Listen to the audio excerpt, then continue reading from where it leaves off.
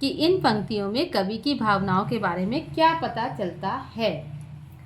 These lines convey the poet's deep sorrow and shock.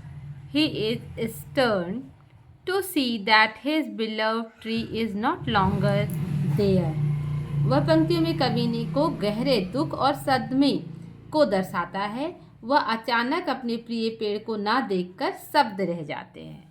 तो यही इसका आंसर है। This line convey the poet deep sorrow, गहरे दुख में जाते हैं, एंड शोक, और उसको स्तब्ध रह जाते। He stand the see that his beloved tree is no longer there. और वो जब आते हैं तो वहाँ पे देखते हैं उनका सबसे प्यारा ट्री जो है वहाँ पर। B, why does the speaker listen to their heart. कह रहे हैं कि जो स्पीकर है वो अपने दिल के सुनने की कोशिश क्यों करता है। तो the poet listen to his heart because, इतना तो आपका क्वेश्चन से ही, the poet listen to his heart because he is feeling an emotional connection. वो उसके साथ क्या था, उसका इमोशनल कनेक्शन था। टू द लॉस्ट ट्री, जो उसने पेड़ खो दिया था उससे उसका इमोशनल कनेक्शन था। जैसे आप किसी को प्यार करते हो और आप अचानक से सुनते हो कि अब जो है वो इस दुनिया में नहीं है, तो आप भी दुख से भर जाते हो। तो उसी को यहाँ पे दिखा रहा है। And it's absence deeply sadness him, और उसका जो एब्सेंट है उससे उसको गहरा धक्का लगा है। अब 5 का ए हमसे क्या कह रहा है, what has happened to the tree. तो हमसे पूछ रहा है कि पेड़ के साथ क्या हुआ।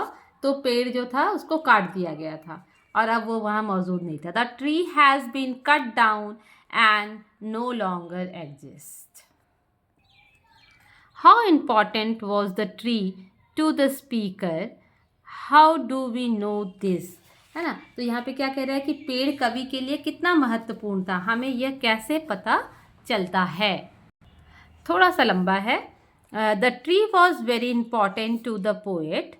ट्री जो है बहुत इंपॉर्टेंट है पोएट के लिए, because he considered it a part of his life. वो ऐसा सोचते थे कि वो जो ट्री है उसके पार्ट ऑफ द लाइफ है। The line that's my the line that was my life, that was my life, ये मेरी ज़िंदगी है। Shows that the tree was deeply connected to his memories and emotion. ये line दिखाता है कि वो उसके साथ डीपली कनेक्टेड थे, उसके यादों में, उनके इमोशन में। तो इस तरह हमारा क्वेश्चन आंसर यहीं पे ख़त्म होता है। आप इसे 2-3 बार देख लें और आपको ज़रूर याद हो जाएगा। Okay, all the best.